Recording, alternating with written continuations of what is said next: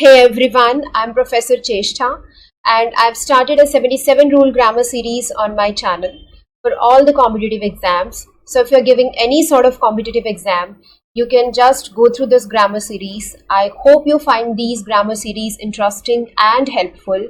And if you're new to this channel, please take a moment and consider subscribing. And this is our class 2. If you haven't watched class 1, I'll request कि पहले आप class 1 देख लो. उसमें भी हमने 7 grammar rules जो है discuss किए थे. उसके बाद आप इस क्लास के साथ प्रोसीड कर सकते हैं. सो स्टार्ट करते हैं आज की class. And before let me tell you one thing that many students were requesting for PDFs. So if you want PDFs, you can just join the Telegram group and link is given in the description box below. तो आप Telegram group को join कर लो, आपको सारी PDFs वहाँ पर मिल जाएंगी. In case आपको कोई डाउट आए तो आप मुझसे कहीं पे भी जो है अपनी डाउट्स पूछ सकते हो किसी भी प्लेटफॉर्म पे. एंड लिंक आपको डिस्क्रिप्शन में मिल जाएगा. What ever you feel comfortable like, आप कमेंट सेक्शन में कमेंट कर दो, आप मेल कर दो, जैसे भी आपको कंफर्टेबल लगे वैसे आप अपनी डाउट्स पूछ सकते हो. Will have a separate doubt session and then you can just ask your doubts over there. Okay, तो स्टार्ट करते हैं आज की class with our rule number 1. तो रूल नंबर 1 कहता है root words of compound nouns are made plural. इसका मतलब है जो आपके कंपाउंड नाउन्स हैं उनके जो रूट वर्ड्स हैं उनको आप प्लूरल बनाते हो. ठीक है. फॉर एग्जाम्पल ये एक लिस्ट दी है, सन इन लॉ. तो सन इन लॉ जो वर्ड है आपका, ठीक है, वो किससे बना है, उसका रूट वर्ड क्या है, सन. तो आपने उसे प्लूरल बना दिया, that is sons in law. Then you have step son. तो उसका रूट वर्ड क्या है, सन, जिससे वो बना है. स्टेप तो डॉटर भी हो सकती है ना, तो जिस वर्ड से वो बना है वो उसका रूट वर्ड है. तो स्टेप सन में आप प्लूरल बना दो, step sons. Chief minister, that is chief ministers. Then maid servant, that is maid servants. Then girlfriend, we have girlfriends. ठीक है. Boyfriend, that is boyfriend. ठीक. तो रूट वर्ड्स जो है आप कंपाउंड नाउन्स के उनको प्लूरल बनाते हो. अब इसके बेसिस पे एक क्वेश्चन जो आपके एग्जाम में आया हुआ है वो देख लेते हैं. That is, all the girls students of the college are advised to sit in the girls common. तो ये कह रहे हैं जो भी गर्ल स्टूडेंट्स है कॉलेज की उनको एडवाइस किया गया कि वो गर्ल्स कॉमन रूम में जाकर बैठ जाए. देखो इस क्वेश्चन में हमने अभी रूल पढ़ा है कि कंपाउंड नाउन्स को आप प्लूरल बनाते हो. तो देखो जब आप पढ़ रहे थे गर्ल फ्रेंड, तो what did you make from that, girl friends. तो यहाँ क्या है आपका, गर्ल्स स्टूडेंट्स. तो ठीक करो, इसका क्या आंसर बनेगा बताओ जल्दी से मुझे कमेंट सेक्शन में, जल्दी ट्राई करो. तो इसका क्या आंसर बनेगा, girl students instead of girls students, that is girl students. ठीक है. तो answer will be girl students. तो I guess rule number 1 is clear to you. Okay, moving to rule number 2. अब रूल नंबर 2 कहता है कि with compound nouns made from man and women, man and women both parts are made plural. जो compound nouns man और women से बने हैं दोनों के दोनों को प्लूरल बनाया जाता है. ठीक है. एक पार्ट को नहीं बल्कि दोनों पार्ट्स को आप प्लूरल बनाते हो. फॉर एग्जाम्पल यहाँ लिखा है मैन सर्वेंट. ठीक है. अब मैन को भी प्लूरल बनाओगे मैन, सर्वेंट को प्लूरल बनाओगे सर्वेंट्स. ठीक है. सेकेंड कह रहा है मैन टीचर, तो दोनों को प्लूरल बनाओ man teachers. Then we have women doctor, उसको प्लूरल बनाओ women doctors. Then women advocate, तो विमेन एडवोकेट्स. ठीक. याद रखो जो भी कंपाउंड नाउन्स आप मेन और वुमेन से बनाओगे दोनों के दोनों पार्ट्स को आपने प्लूरल करना है. ठीक. अब इसके बेसिस पे हम एक क्वेश्चन देखते हैं जो आपके एसएससी सीजीएल का क्वेश्चन है. अब ये क्वेश्चन कह रहा है majority of women teachers are persuading the principal to consider their demands. देखो women teachers, men teachers भी तो हो सकता है ना. तो ये हो गया आपका कंपाउंड नाउन. अब मैंने कहा कि इन दोनों को आपको प्लूरल बनाना है. तो women teachers, टीचर्स तो ऑलरेडी प्लूरल है, तो women को प्लूरल बना दो. आंसर क्या हो जाएगा आपका, women. ठीक है. आई गेस ये रूल क्लियर हो गया होगा. ये एसएससी सीजीएल का आया हुआ क्वेश्चन है, मार्क कर लो, क्वेश्चन इंपॉर्टेंट है. Okay, moving to question, sorry, rule number 3. Rule number 3 says कि रूल नंबर 3 में हम बात करेंगे दो डिटर्मिनर्स की, एक है सम और दूसरा है एनी। देखो सम यूज होता है अफर्मेटिव सेंटेंसेस में, अफर्मेटिव मतलब पॉजिटिव सेंटेंस, ठीक है, जहाँ पे नो नॉट नन वगैरह यूज नहीं होते। और सम को यूज किया जाता है टू एक्सप्रेस क्वांटिटी, ठीक। एनी को भी यूज करते हो, बट एनी डिटर्मिनर को जो यूज करते हो that is used in negative sentences, whereas some is used in positive sentences. अच्छा, फॉर एग्जाम्पल दोनों को क्वांटिटी के लिए यूज कर रहे हो।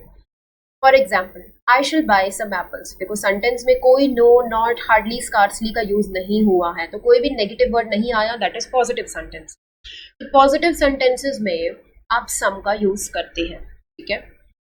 वेयर एज अब दूसरा एग्जाम्पल देखो, आई शिल नॉट बाय एनी एप्पल्स, मतलब मैं कोई भी एप्पल्स नहीं खरीदूंगा। नहीं का यूज हो गया नॉट का, तो हमने क्या यूज किया, एनी। तो याद रखो सम is used for positive sentences and any determiner is used for negative sentence, ठीक। अच्छा, रूल नंबर 4, रूल नंबर 4 में हम डिस्कस करेंगे लिटिल, ए लिटिल और द लिटिल का यूज। तो आई गेस बहुत सारे बच्चों को इसमें डाउट्स रहती है, इनफैक्ट छोटी क्लासेस से पढ़ाया जाता है तुम्हें, बट बहुत सारे बच्चों को डाउट्स रहती है कि लिटिल कहाँ आता है, ए लिटिल कहाँ आता है और द लिटिल कहाँ आता है। इसी तरह से हमारा है फ्यू, ए फ्यू और द फ्यू। जब आपको लिटिल और द लिटिल समझ आ जाएगा, आई गारंटी आपको few, a few, the few जो है चुटकियों में समझ आ जाएगा, क्योंकि दोनों एक जैसे, ठीक है। देखो सबसे पहले है लिटिल, लिटिल का मतलब समझ लो बिल्कुल जीरो, ठीक है, कुछ भी नहीं, हार्डली एनी लिखा है यहाँ, ठीक। फिर है अ लिटिल, अ लिटिल का मतलब है बिल्कुल थोड़ा सा, मीन्स सम, दो नॉट मच मतलब इतना सारा नहीं बट थोड़ा सा, ठीक है, जीरो से थोड़ा सा ज्यादा। अच्छा, फिर द लिटिल, अब द लिटिल का मतलब है ऑलमोस्ट एंटायर क्वांटिटी जितनी भी है, और द लिटिल का मतलब होता है पूरी की पूरी निर्धारित क्वांटिटी जो आपको दी गई है, पूरी की पूरी प्रिस्क्राइब्ड क्वांटिटी जो दी गई है, ठीक है, दैट इज द लिटिल। तो लिटिल का मतलब हुआ बिल्कुल जीरो, कुछ भी नहीं। अ लिटिल मीन्स लिटिल से थोड़ा सा ज्यादा, और द लिटिल मीन्स बिल्कुल ज्यादा जो आपके पास है, ठीक है। अब एक चीज याद रखना कि लिटिल और फ्यू में क्या डिफरेंस है, सॉरी लिटिल और फ्यू बिल्कुल एक जैसे हैं, बस इतना याद रखना कि फ्यू यूज होता है नंबर के लिए, ठीक है, और लिटिल यूज होता है क्वांटिटी के लिए, बस यही डिफरेंस है और कोई डिफरेंस नहीं है। और तुम ऐसे ही कंफ्यूज होते रहते हो कि लिटिल और फ्यू बहुत डिफिकल्ट है। तो देखो, I am not very happy about it, I suppose I have little choice. देखो मैं बहुत खुश नहीं हूँ, बट मुझे लगता है कि मेरे पास बिल्कुल लिटिल चॉइस है, मतलब बिल्कुल जीरो चॉइस है, मेरे पास और कोई चॉइस है ही नहीं। तो लिटिल मीन्स ऑलमोस्ट जीरो, कुछ भी नहीं, ठीक। अब है अ लिटिल, अ लिटिल का मतलब है a little knowledge is a dangerous thing. अब देखो, जब आपको पूरी नॉलेज होगी तो आप द लिटिल की कैटेगरी में आ जाओगे, आपको तो पूरी नॉलेज है। अ लिटिल का मतलब है द लिटिल से थोड़ा सा कम और लिटिल से थोड़ा सा ज्यादा, तो that is a little knowledge, मतलब थोड़ी सी नॉलेज बहुत डेंजरस है, ठीक। थोड़ी सी नॉलेज डेंजरस क्यों है, पेपर मिला, थोड़ा थोड़ा लिख के आओगे तो पेपर में तो कुछ भी नहीं मिलेगा ना तुमको, दैट इज अ लिटिल, ठीक है। अच्छा, फिर है सी पार्ट, सी है हमारा द लिटिल, क्वांटिटी के लिए यूज होता है लिटिल, याद रखना।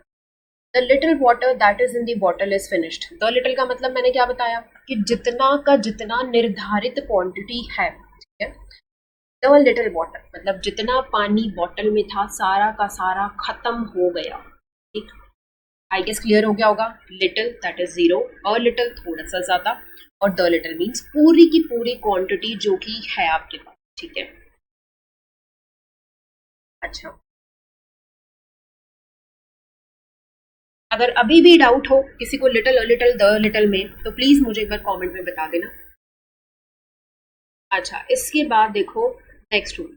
अब देखो जब तुमको लिटिल समझ में आ गया है तो ये तो कुछ भी नहीं है। Few, a few, the few मैंने बताया तुमको नंबर के लिए यूज होता है, याद रखो। फ्यू का मतलब बिल्कुल जीरो, ऑलमोस्ट नथिंग, कुछ भी नहीं, हार्डली एनीथिंग, ठीक। A few is positive and means some at least थोड़ा सा, ठीक है। और द फ्यू मीन्स जितना भी है वो सब, ठीक है, जो भी निर्धारित क्वांटिटी है वो सब, जो भी निर्धारित नंबर है वो सब, ठीक। For example there were few children in the class, मतलब आज क्लास में बिल्कुल फ्यू चिल्ड्रन थे, दैट इज ऑलमोस्ट जीरो, कोई भी नहीं था। ठीक, अब I could answer only a few questions. अब तुमको पेपर मिला 200 नंबर का, तुम उसमें से 100 क्वेश्चन आंसर करके आते हो, तो तुम कहोगे आई could answer only few questions, कि मैं सिर्फ 100 क्वेश्चन ही आंसर कर पाया, थोड़े से क्वेश्चंस आंसर कर पाया। ठीक है, अच्छा फिर है हमारा द फ्यू। अब द फ्यू देखो, the few public gardens that we have are not maintained properly. The few का मतलब क्या है, जो हमारे पास पब्लिक गार्डन्स हैं, जो सारे के सारे पब्लिक गार्डन्स हमारे पास हैं, वो मेंटेन नहीं किए गए हैं प्रॉपरली। तो द फ्यू का मतलब होता है कि जितना का जितना आपके पास है। ठीक, I guess that's clear to you, and कोई डाउट अपने मन में नहीं रखना है, कहीं पे डाउट आए वहीं पे ही पूछ सकते। ओके, नेक्स्ट रूल है use of less and fewer. बहुत सारे क्वेश्चंस यहाँ से पूछे जाते हैं, लेस और फ्यूअर। लेस का मतलब क्वांटिटी के लिए, जैसे लिटिल का आप कर रहे थे क्वांटिटी के लिए, और फ्यूअर का मतलब है नंबर के लिए। ठीक है, फ्यूअर का मतलब है नॉट एज मेनी, मतलब ज्यादा नहीं है। तो देखो, आई do less work at weekends, मतलब मैं, अब देखो काम को तो तुम नहीं नाप सकते, तो दैट इज क्वांटिटी के लिए यूज किया जाता है लेस को। मैं वीकेंड्स पे कम काम करता हूँ देन आई यूज टू, मतलब जितना काम मैं अपने वीकडेज में करता हूँ, उतना काम मैं अपने वीकेंड्स में नहीं करता। That is I do less work at weekends then I use to. Next है फ्यूअर का यूज। फ्यूअर का यूज हमने कहा नंबर डिनोट करता है, लेकिन ज्यादा नहीं, थोड़ा सा। ठीक है, सो दैट इज, इसको बी ले लो जिसमें फ्यूअर का यूज है। Better cycle routes would mean fewer cars and fewer accident. मतलब अगर साइकिल रूट्स बेटर हो जाए तो इसका मतलब होगा कि कम कार्स होंगी और कम ही एक्सीडेंट होंगे, ज्यादा नहीं होंगे। तो fewer means not as many, जितने हो रहे हैं या जितने होते हैं। ठीक, ओके, नेक्स्ट रूल देखो, rule number 7 and the last rule of this class. Okay, rule number 7 कहता है use of elder and older. Elder और ओल्डर से भी बहुत सारे क्वेश्चंस तुम्हें मिलते हैं और तुम कंफ्यूज रहते हो कि एल्डर और ओल्डर को कहाँ यूज किया जाता है। याद रखो, एल्डर आप यूज करते हो अपने ब्लड रिलेशंस के साथ। ठीक है, जैसे हम कहते हैं कि ये आपसे एल्डर है, तो दैट इज आप अपने ब्लड रिलेशंस में यूज करते हो इनको। जैसे मैंने कहा she is my elder sister, तो वो मेरी बड़ी बहन है। ठीक, नेक्स्ट हम कह रहे हैं ओल्डर। अब older refers to persons as well as things. Older आप पर्सन्स के लिए भी यूज करते हो और चीजों के लिए भी यूज करते हो। For example, Ram is older than all other boys of this area, मतलब इस एरिया के जितने भी लड़के हैं, राम उसमें से ओल्डर है, राम उसमें से बड़ा है। ठीक है, यहाँ पे आपके ब्लड रिलेशंस की बात नहीं हुई, तो इसलिए एल्डर का यूज यहाँ नहीं हुआ। अब हमने कहा पर्सन्स और थिंग्स दोनों के लिए यूज किया जाता है। ठीक है, तो ये तो हो गया आपका पर्सन का एग्जाम्पल। अब चीजों के लिए कैसे यूज करोगे? अच्छा, ओल्डर को आप थिंग्स के लिए कैसे यूज करते हो? फॉर एग्जाम्पल अगर मैं कहूँ this is the oldest pen that I have, हो गया, ये सबसे पुराना पेन है जो मेरे पास है। तो इस तरह से आप ओल्डर को यूज कर सकते हो थिंग्स के साथ। ठीक है, तो आई गेस इसके साथ हमारे जो सारे रूल्स हैं वो आपको क्लियर हो गए होंगे।